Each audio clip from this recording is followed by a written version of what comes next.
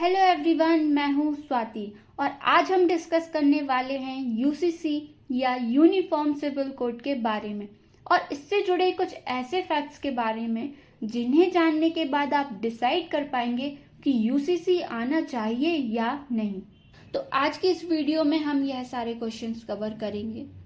तो सबसे पहले हम जानेंगे कि what is UCC. Uniform civil code means covering all these personal laws into one united set of secular law that will be applicable for each and every citizen of India irrespective of his her religion। Means एक ऐसा law जो कि सभी लोगों पर, फिर चाहे वह किसी भी रिलीजन से बिलोंग करता हो, उनके marriage, adoption, maintenance and guardianship से रिलेटेड सब्जेक्ट्स पर एक जैसे लॉ अप्लाई किए जाएंगे। तो यहाँ पे ये क्वेश्चन आता है कि अलग अलग रिलीजन्स के पर्सनल लॉज को वन सेट ऑफ लॉ में कन्वर्ट करना कहाँ तक सही रहेगा। इसके लिए हमें इन पर्सनल लॉज की हिस्ट्री को जानना होगा। अगर हम हिंदू और मुस्लिम लॉ की बात करें तो इनका ओरिजिन एंशिएंट टाइम से ही देखा जा सकता है। हिंदू लॉ के प्राइमरी टू सोर्सेज हैं, Vedas and Smritis. Over the time Hindu law evolve होता गया through judicial decision, commentaries, digest and usage and then legislation द्वारा हिंदूज के लिए यूनिफॉर्म सिविल कोड के रूप में Hindu marriage act 1955 and Hindu succession act 1956 इनेक्ट हुए। तो बेसिकली हिंदू लॉ का origin Vedas, Smriti, custom, judicial decision, legislation के द्वारा हुआ। और वहीं हम मुस्लिम लॉ की बात करें तो इसके प्राइमरी फोर सोर्सेज हैं। फर्स्ट इज कुरान, जिसे कि डायरेक्ट वर्ड ऑफ गॉड कहा जाता है, जिसे प्रॉफिट मोहम्मद के जीवन काल में ही लिखा गया और इसमें कैसी वे ऑफ लाइफ होनी चाहिए बताया गया।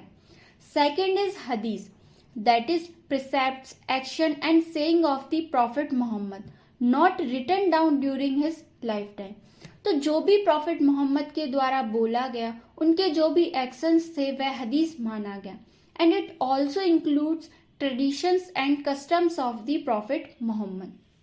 थर्ड इज इज्मा, तो ऐसे क्वेश्चन ऑफ लॉ जिस पर कि कुरान एंड हदीस साइलेंट है, उन सब्जेक्ट्स पर जूरिस्ट्स की कंसेंट्स के द्वारा जो भी उनके ओपिनियंस को अप्रूव्ड किया गया उसे लॉ माना गया। Fourth is Qiyas. Qiyas means to establish analogy. तो बेसिकली क्यास में जो एग्जिस्ट लॉ थे उनका वाइडर इंटरप्रिटेशन किया गया, किसी न्यू लॉ को एस्टैब्लिश नहीं किया गया।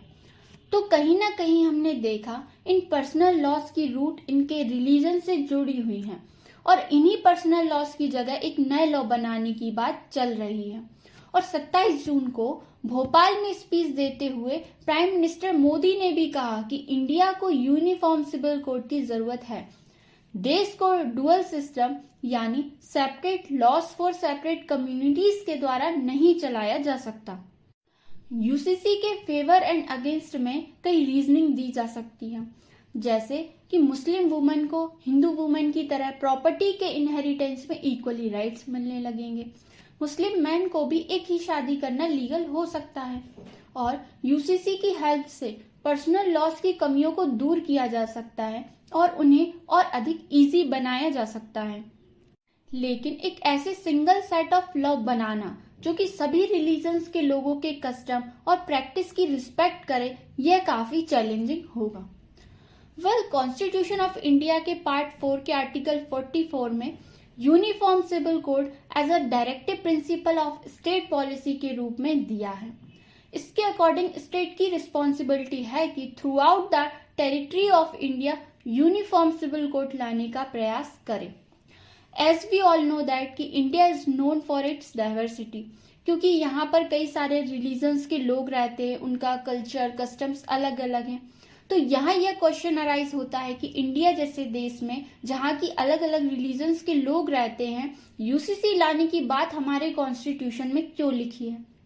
तो जब कॉन्स्टिट्यूशन को बनाया जा रहा था उस समय ड्राफ्टिंग कमेटी के चेयरमैन डॉक्टर अंबेडकर जी ने कहा था, in the initial stage the application of the code may be purely voluntary so that fear which my friends have expressed here will be altogether nullified.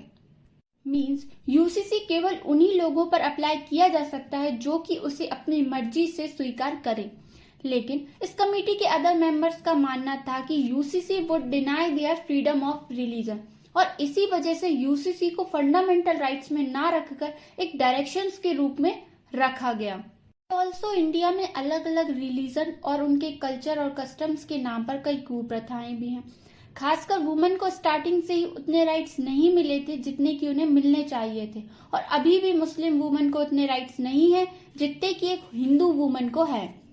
अंधविश्वास के नाम पर लोगों को एक्सप्लॉइट किया जाता रहा है।